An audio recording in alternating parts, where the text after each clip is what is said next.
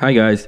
So in one of my previous videos, one of you viewers noticed this motherboard to the side in that video, and I thought, okay, well, why not, make a quick video kind of giving you overview of this in case you're shopping around for a motherboard for your build and you come upon this model and you wanted to know a little bit more. I figured this video might be useful. It is a very nice board, and there are a lot of applications about this board that I really love. There are some applications where it's maybe not as suitable, and I'll get into those details as we go through this video. But anyway, to start out with, this motherboard is a SuperMicro X9DR3-LN4F. So hopefully you can see that there. And if you're not familiar with the SuperMicro naming convention, X9 just means kind of the 9th generation, I believe, and that's kind of the Sandy Bridge, Ivy Bridge, Xeon generation. The D stands for the dual sockets, as you can see here. This is a dual socket motherboard. The R refers to the socket type, and so these are LGA 2011, and so that's for the, again, Sandy Bridge and Ivy Bridge.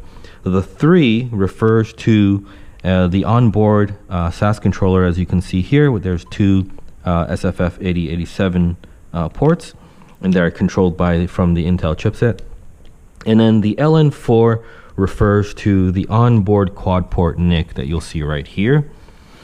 And the F refers to the onboard IPMI, and so the chip's over here, and then that's the dedicated IPMI port right over here, and we'll look at that a little bit closer later on. And the plus refers to the extra memory capacity of this board. So you'll notice here each socket has 4 channels, and each channel has 1, 2, 3 DIMM slots. So a lot of systems will only have 2 DIMM slots per channel.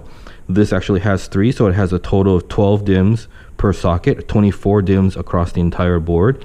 So there's a the possibility of a very high RAM configuration for this board, which is great if you're doing virtualization and you're launching a lot of virtual machines that need a lot of RAM. So that's one of the applications where this is a really great board. And of course, as I mentioned earlier, because it has an onboard SAS controller, this is also a great board for a storage server or a NAS build. And even better if you kind of need the combination of both, where you're kind of building a converged system that has both acting as a storage server and virtualization hypervisor. This is actually a great system for that kind of application. Now, there are a few gotchas. One is that because of the extra memory capacity in the DIMMs that are available here, the board is extra wide. And so the format that SuperMicro specifies for this is, they call an EE-ATX. So that's a double E there. It's not just an EE-ATX, but it's the EE-ATX. And a lot of, I guess, more common computer chassis might not accommodate for this size of a board. Now, there are SuperMicro chassis that you can use that for sure were designed with this board in mind and this format in mind, and they'll fit no problem. But if you're planning to put this in a non-SuperMicro chassis, just be wary that this format is fairly large. You can get the dimensions on SuperMicro's website to get an idea, but the standoff mounting points might be a little bit unusual. Some of them are fairly common to the ATX form factor. I believe like the ones on the CPU side are more or less the same, on the PCI side up to this point is more or less the same as most EE-ATX form factors, but the mounting holes that go beyond this side here, because so if the I/O plate and the rear I/O plate usually comes here, right? And so most EE-ATX motherboards stop right there, and so this actually has like an extra inch to the side here. So anyway, whatever board, whatever chassis you're planning to put this board into, take into account that you're going to need some extra space beyond this side. So normally, if you have a top-mounted PSU, the PSU would be here, right in a tower chassis. And so a lot of times, the space is like right there, like where the power supply is and where your I/O panel would be. And so you might not have the space for this board. So that's something to consider if you really are considering this board look for a chassis that has a lot of room. If you're using a non-SuperMicro chassis, I find that a lot of times the chassis that support like water cooling radiators that usually have like a radiator mounted up here, blowing hot air out, and then with the loops going to the CPUs, those chassis tend to have a lot more space. So that's maybe something to look into. But anyway, be wary that this is a bit of an unusual form factor, and even if you do get a chassis that's big enough to fit the board physically, the mounting points might not be there. And so hopefully if you're really planning to do that, be comfortable with drilling holes and tapping threads and making your own standoff holes and stuff like that. If you're comfortable with that, then this is probably no problem at all in mounting it into a non-SuperMicro chassis. If you are going with a SuperMicro chassis, just check out their website. They usually have a listing of which chassis will have the correct standoff positions for this form factor. All right, so let's get into about the CPU. So the X9 motherboards support a Sandy Bridge and Ivy Bridge, but there's a caveat to that. It sometimes supports Ivy Bridge. There are early revisions of their X9 motherboards that do not support Ivy Bridge out of the factory. And so for this particular model, every model is going to be a little bit different, but I'm going to talk about this particular model. If you are shopping for this, let's say you haven't bought this yet, but you're really considering this for your build, be very careful about what the revision number of the board is. So I'll tell you where to find that. It's right here by the model number. So you'll see here that this particular model is revision 1.20A. Now, if you get a revision 1.20A, it will support Ivy Bridge, and that's the Xeon E5 2600 series V2 processors. And and then you're good to go. But if you get an older revision, there is a chance that it won't support Ivy Bridge and will only support Sandy Bridge. So if you're, let's say you did get this board not knowing that, and you picked up an older revision and you put in your Ivy Bridge processors and it's not posting, it's not booting up, well, that could be the reason why. You could verify by putting in some cheap Sandy Bridge processors and see that the motherboard does post and boot up. In that case, you're most definitely running into that issue. Now, just in case you guys are thinking, well, maybe I can just update the BIOS with a Sandy Bridge processor and then I can, swap those out for Ivy Bridge. Well, it's not that simple, unfortunately. Yes, you do need the newer BIOS in order to support the Ivy Bridge. That is true, but there are hardware limitations or changes that are required on the board for it to support Ivy Bridge. And so even if you have an older revision that does not support Ivy Bridge, even if you update the BIOS, it's not going to automatically support the Ivy Bridge processors.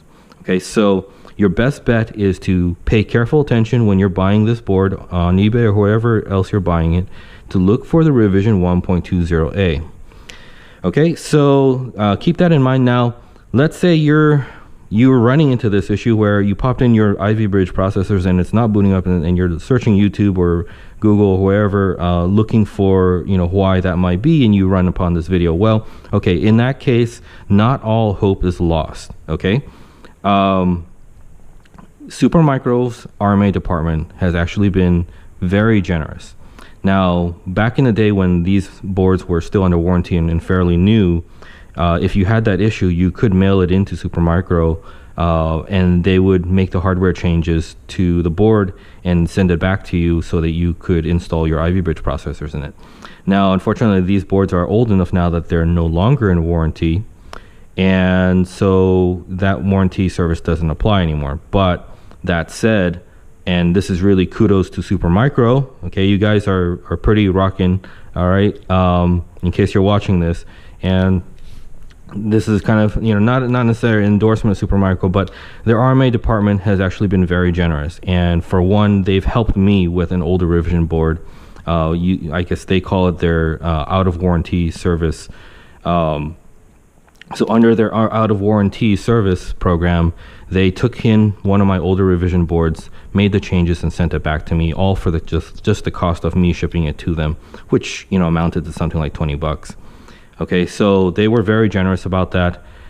They have helped other people that I know in similar fashion. So now, granted, I'm not a SuperMicro person. I don't represent them. I'm not trying to speak on their behalf, but I do know in my experience they have been very generous with me and other people, and I really appreciate that, by the way, SuperMicro, if you're out there listening. But if you're someone who just unfortunately didn't know about the revision and bought a system and you know, you were looking forward to putting your Ivy Bridge processors and it's not working, I would say reach out to them and see if they can help you out. Now, there's no guarantee. Again, I'm not speaking on behalf of SuperMicro. I just know that they have been very generous with some people, and myself included. And so, you know, there is a chance that they will help you out. They're under no obligation to help you out since these are out of warranty, but they have been very generous in the past about that. So if you're in an unfortunate situation, it can't hurt. You know, the worst they can say is, sorry, we no longer do that for customers, you know, and that may be the case. But, you know, if you're lucky, they might say, okay, you know, go ahead and send in your board and we'll make those changes for you. Okay, so if you are in that unfortunate situation, I'd say at least reach out to SuperMicro's RMA department and see what they might be able to do for you. All right. Okay, so that said, let's go to the memory. This, again, is an extra capacity memory board, so it's extra wide, and you'll notice it has 12 DIMMs per socket, 24 DIMMs total. Now, these systems support 3 types of memory. There's the unbuffered DIMMs, which also has the a non-ECC option, although in most cases, if you're looking at a server motherboard, you're probably going to be considering ECC RAM anyway. The unbuffered DIMMs, or sometimes they're called UDIMMs, these do not support very high capacity. So that's one of the drawbacks of that. And their prices are okay, even on the used market. They're not the cheapest option as far as memory goes, but if you only need very little capacity, they, you know, tend to be easy to deal with. All right, so the second type of memory that supports is the registered ECC DIMMs, or RDIMMs, sometimes they're called. And this is probably the most common option that people will pick because it's kind of middle of the road. It does give you a fair amount of RAM capacity. They are cheap. It supports ECC, and but you know, the memory configurations on these things are a little bit complicated. I'll get into that a little bit right after we talk about the different types here. But now the third type of memory is probably the most expensive, and that's the load reduced DIMMs, and that's also referred to as LR DIMMs. And in that case, you get the maximum amount of configurable memory in the system. So if you're really, you know, determined to put as much memory into the system as possible, and cost is not an option because the LR DIMMs are usually the most expensive option per gigabyte. But if cost is not a concern, and you know, you really just need to cram as much memory into the system because you're planning to run a lot of virtual machines, for example, or have a very memory hungry application, then, you know, look at the LR DIMM options, and they have the highest capacity DIMMs that you can put in this thing. And again, we'll get into the configuration a little bit more, but it also gives you the, you know, the largest configuration. All right, so when you're buying this board, that's one of the decisions you have to make, is what type of memory will suit your needs.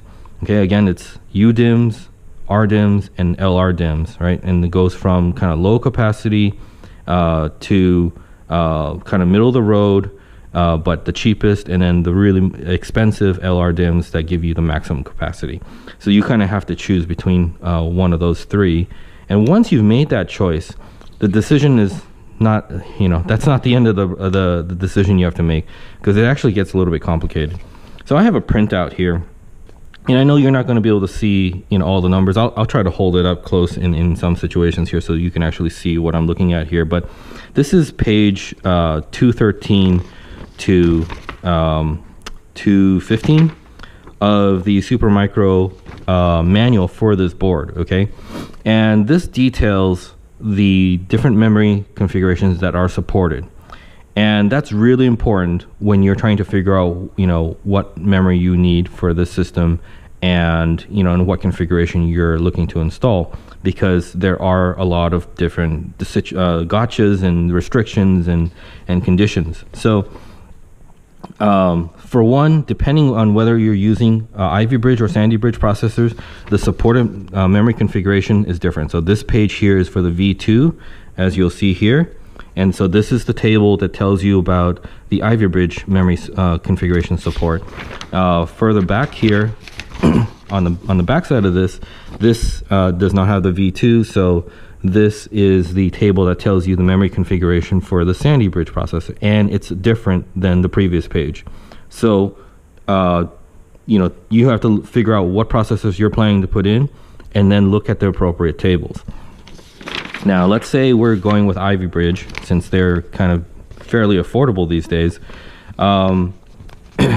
If you look at this table, so this is the Ivy Bridge, and I'm just going to look at the most kind of common choice, which is registered DIMM. But again, whatever choice you make, go look up these pages in the manual to figure out what it is you're going to really need. But if you look here, in this case, we have 3 slots per channel. So we need to look at this portion of the table, okay? It says 3 slots per channel. And whether you're installing 1 DIMM per channel, or 2 DIMMs per channel, or 3 DIMMs per channel, okay, the supported memory speeds and type are different. So you'll notice there's also a column for 1.3 volts. That's the low voltage. It usually has an L in the part number. And the 1.5 volt is the regular stuff. And so you'll notice as you install more DIMMs into the system, okay, the supported speeds are much less. Okay, you see over here, 1 DIMM at 1.5 volts, it pretty much supports everything from 1066 to 1866. Okay, so this gives you the most options, but that limits you to just 1 DIMM. If you decide that you're going to put 2 DIMMs in here, then these are your options. So it's the 1866 option kind of goes away from the 1.5 volt, and if you're using the low voltage, the 1600 megahertz speed goes away as well. Okay, and then also depending on the type of RAM. So over here you'll see the single rank, dual rank, single rank, dual rank, quad rank. Okay, and then the device type there will also determine what memory is supported. So now you'll see over here there's NA. That means it's just not supported. Okay, so there are situations where you're just not going to be able to support this. So in 3 DIMMs per channel, if you're using quad rank memory, okay, it's just you cannot use that 3rd DIMM slot on the channels. All right, so that's something to keep in mind, right? Like, so when you go shopping for memory for this board, what I normally do is say, okay, decide on which processor I want to use, look at the appropriate table, which type of memory I want to use, look at the appropriate table for that, and then decide, well, okay, how much total RAM do I need, and then look at the possibilities, and then from there go shopping. Okay, so don't go out and just buy the fastest memory you can get, okay, because you'll spend more money on that, and then let's say you're doing a 3 DIMM per channel. Well, you get the fastest memory, you install it. Let's say you get the more common dual rank, and you have memory that supports 1866. Well, I'm sorry, unfortunately it's only going to run at 1066, so you just paid extra money for the faster memory for, unfortunately, nothing. All right, and then if you're going for low voltage, that's even worse. It'll go down to 800. So depending on memory configuration, just get the speed that you need. You'll save yourself some money, especially if you're going to be maxing this out. That's whatever you save per DIMM times 24, right? So that could be a significant savings.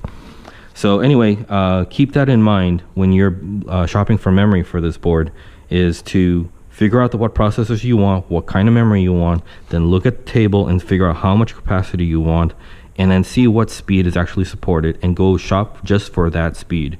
Don't get anything faster, because it's just really not going to save you. It's not going to benefit you in any way. And you might think, well, for our future proof, well, actually, if you add more DIMMs, it just gets slower and slower, so you're really not going to benefit from that at all. The only way you're going to benefit from it is if you have plans to actually remove DIMMs. And as you see, as you remove DIMMs, if you go down to 2 DIMMs per channel or 1 DIMM per channel, the speed starts going up. So that would be the only situation where you might want to buy the more expensive memory up front, because maybe you temporarily need a lot of RAM, but you know, in your final configuration you just need less RAM, and you're planning to pull some sticks out, and you can run at the faster speed. Okay, so yeah, deciding on memory for this board is a little bit of a complicated process, so I just want to make you guys aware of that. Okay, so we talked about the process, we talked about the memory, the PCI slots. This is one of the highlights of this board. Now again, you know, I love this board for the high memory capacity. I also really like it for the PCI slots. It's got 6 of them, and you'll notice at least 4 of them are 16 by 16 lane PCI slots, and they actually do support electrically 16 lanes on all 4 of those. Okay, so that's really great for expansion options. If you've got, you know, if you were to use this as a workstation board, you've obviously got a slot for some graphics cards, which would be great. And you'll notice they're separated enough that you could actually put like 3 graphics cards in here if you wanted to do that. So that's really great. Now the other 2 slots are physically by 8, but this one here is actually electrically only by 4. Okay, so if you're installing say like an additional HBA card or storage controller that's a by 8 card, okay, and you don't want to use any of your 16 lane cards or slots, then this is the only option. Okay, I mean, you could install it here, but you would lose half your PCI lanes. Okay, so this slot here really is mostly reserved for, you know, smaller cards that are you know, by 4 PCI lanes. Okay, this does support PCI-E 3.0, so you can install some of the more modern cards, and it will support the PCI-E 3.0 spec. And now, one thing to keep in mind, if you're not familiar, the PCI lanes of this board, and in particular with this generation and newer systems, are tied to the processors. So these 3 slots right here are tied to socket 1, and then these 3 slots are tied to socket 2. Now if you happen to have gotten this board because you love all these features, but you really only needed one processor and you install just socket 1, okay, and you don't have a processor in socket 2, just remember that these PCI lanes are tied to those processors. So without socket 2, these 3 PCI slots are not functional. They will not work. So, you know, in case you're going with a single processor configuration and you're hoping to be able to make use of all the PCI slots, well, you know, unfortunately that's probably not going to work out if you needed all 3 of them. You will only have these 3 on the left if you've only got one processor. Okay, all right, so what else can I tell you about? Oh, this onboard, okay, yeah, this is actually pretty important. The onboard SAS controller comes from the Intel chipset, and this SAS controller is a little bit quirky. It works fine with SATA drives, and I've thrown a couple of different types of SATA drives at it, and even, you know, large to small, doesn't matter, it normally just works, and that's great. But I've had problems with Hitachi SAS drives. Ironically, this being a SAS controller, it actually has more problems with SAS than it does with SATA. So that's something to keep in mind. If you're planning to build a storage server because you saw that this has an onboard SAS controller and you're like, hey, that's awesome, I want to make use of that, well, bear in mind that it does have some problems with some SAS hard drives. So in particular, I had some Hitachi or HGST 4 terabyte and I think 6 terabyte SAS 3 hard drives. I don't know, I haven't tried the other ones, but for sure the SAS 3 Hitachi drives did not work. Okay, I think it didn't even recognize the drive. It wouldn't even connect. So or was it? I don't quite remember now. It's been a while since I had that problem, but I think it either didn't connect at all or it connected, and then once I started trying to use the hard drives, it, you know, would give me all sorts of IO errors. Okay, and at first I thought I had bad hard drives, and I researched this issue, and Then I plugged in my SATA drives and they worked fine. And I took those SAS drives that were giving me problems into another system that had a different controller, and the hard drives worked fine. So it really was a compatibility between those Hitachi SAS 3 drives and the SAS controller here. Okay, so but that said, you know, I know a lot of you guys are just using SATA drives for your kind of bulk storage server builds. In that case, I've never had a problem with the SATA drives. Okay, so in that case, you're probably just fine. But if you are planning to use SAS drives, keep in mind that there may be some compatibility issues and involved there. Okay, so that's something to make note of about this board and this particular controller. All right, and then aside from that, aside from the onboard SAS controller, it's got 6 more SATA ports. Now the white ones here are 6 gigabit SATA ports, while the black ones are the 3 gigabit SATA ports. They're probably all fine if you're just using hard drives. That's plenty of speed. Or if you have an optical drive or something else, you know, I would say use one of these. But if you're installing, say, like a SSD as a boot drive, conveniently there are 2 white ones here. So for SSDs, I would definitely put them on the 6 gigabit SATA connectors here, and there's 2 of them conveniently for you to, in order to have a mirror set for your OS boot drives. So there's that. And then over here, this is tiny connector is a SATA DOM power connector. So if you're using those little SATA DOM modules for your boot drive or whatever else you are using it for, you can power it off here, but you do need to get the cable for that. And sometimes I find that cable, it's really a tiny piece of wire that's probably worth less than, you know, 50 cents, but it might cost you like 10 bucks to get the little wire. But you know, it is what it is, so unfortunately. All right, so those are the onboard SATA ports. Fans. This motherboard has 8 fan headers. Okay, so there's this 1, 2, 3, 4, 5, 6 on the forward side of the board, and then 1, 2 more on the rear side of the board. Okay, now they are they're not all the same. They are split into 2 zones. The 6 that are part of these 2 and the first 4 on this side, on the CPU side of the board, this is considered one zone, and that's kind of maybe the primary CPU RAM zone. Okay, and they're labeled fans. If you were to read the tiny print next to them, it would read fans 1 through 6. Okay, and then the last 2 here on this side are labeled fan A and fan B. And the reason why they're labeled differently is that this is a separate zone.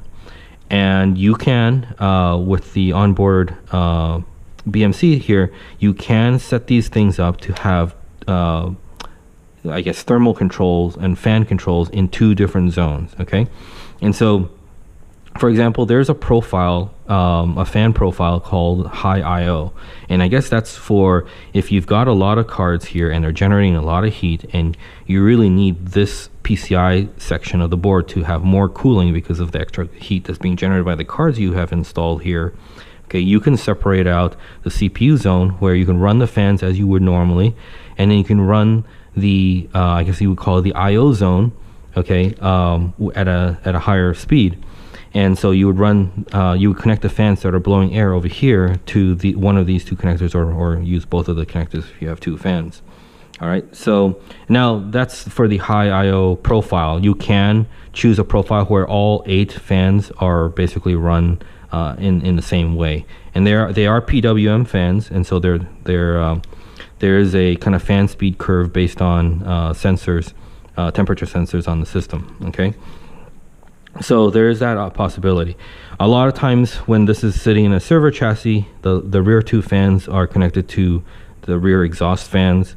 The front fan connectors are connected to kind of the mid-plane fans that would normally go like right about here through across the entire chassis, and blowing air across the board here. Okay, so those are the fans.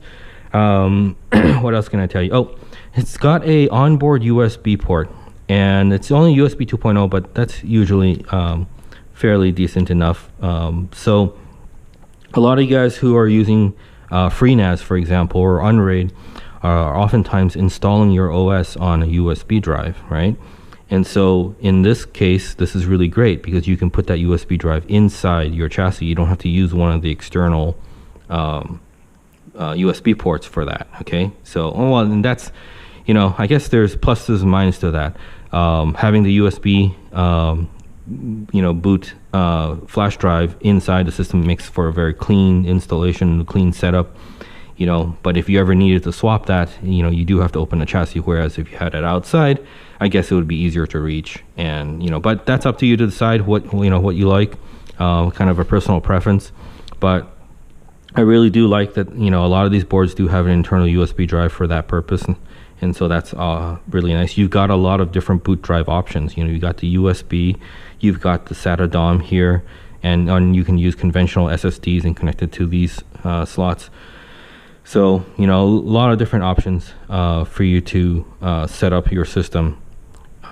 Okay, so there's that. And if you've got front-facing USB ports on your chassis, there are, I think, at least two here are USB headers. Okay, they're 2.0 again.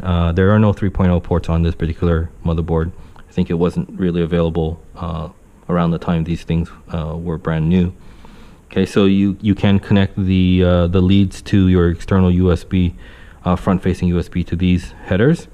And if you have a front-facing serial port, let's say you're doing a headless install and you plan to use the serial console, there is a serial port connector here as well. You just need the cable to your front-facing serial port. Now there is also, let me turn this board around.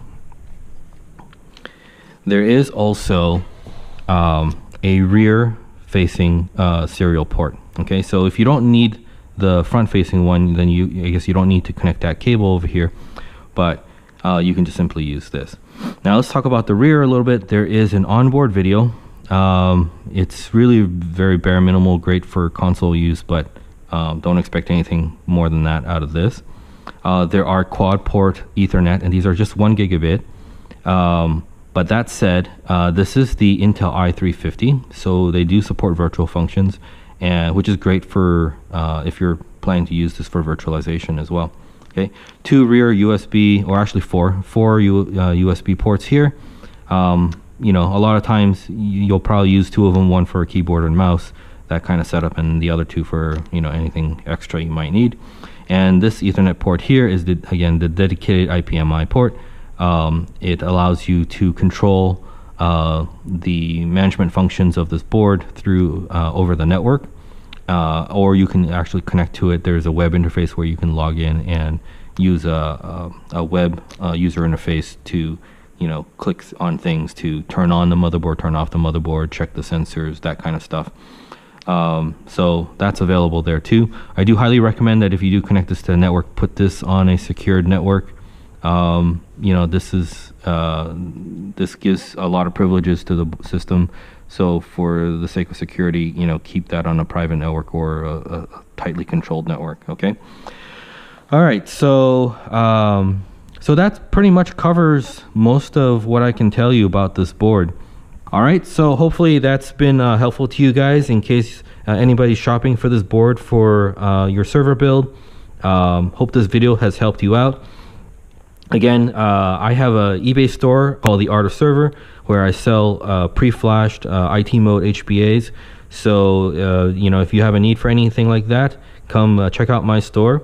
And if you got any questions about this board, feel free to leave some comments, and I'll be happy to answer them if I know the answer. All right. So have a good day. Thanks.